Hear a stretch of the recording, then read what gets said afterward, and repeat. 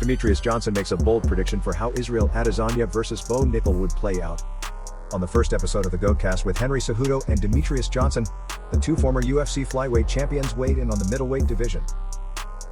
And then now we have Sean Strickland is apparently going to jump into the title shot with Israel Adesanya.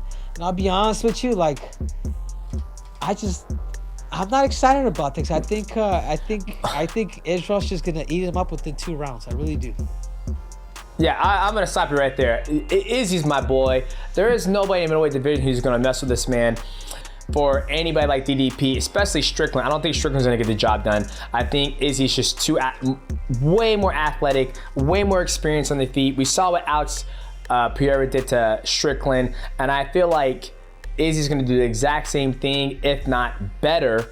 He needs to fight a person who's going to be more athletic, more well-rounded, and being able to take him to those deep waters and get him down, pass his guard, and threaten him with the submission game, which I don't see anybody right now in the middleweight division doing that. Really? You've never heard of Bo Nickal? The biggest thing with Bo Nickal is that you have a wrestler who hasn't really developed very good kickboxing. What I mean by good kickboxing is that his rhythm on his feet.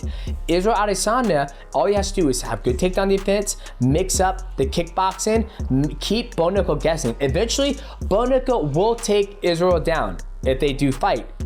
If Israel can make sure he doesn't pass his guard, be very active off his back, they will get standed back up. When they stand back up, he has to keep Bo Nickal guessing. If he can keep Bo Nickal guessing, he will end up knocking Bo Nickal out. You're calling it here on the GOAT Talk. Yeah. Right here. Mighty's calling it.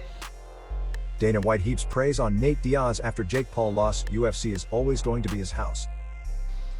Outside of this one, I was with Nate Diaz last week, and he was very complimentary about the UFC. He said he missed the UFC. I know that he said he wants to come back. Is that something that you reach out to him, or do you wait and see if he reaches out to you? Well, we feel the same way about Nate, always have.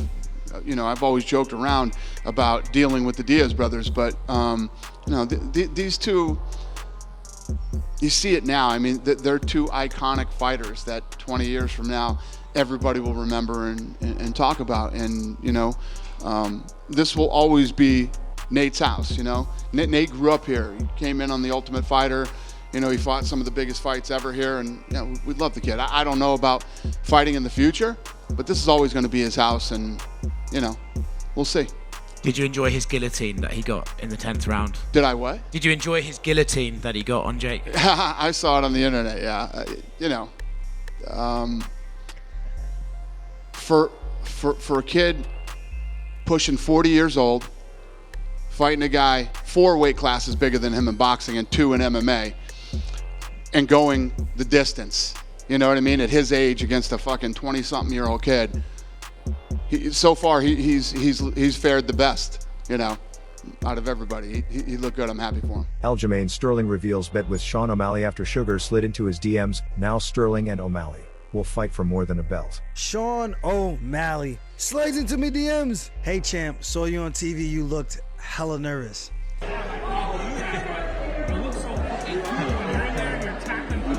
Yo, come on, man. And then I sent them 2 voice notes, just obnoxiously laughing, like fake laugh, obviously, but just being a clown.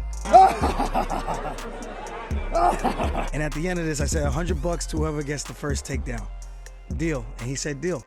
So we'll see if he actually obliges and tries to shoot and tries to wrestle with me, because it might be an early night for that guy. Before we finish the video, if you enjoyed this content, like, share, and subscribe. And don't forget to hit the notification bell to get the latest videos from MMA on the go.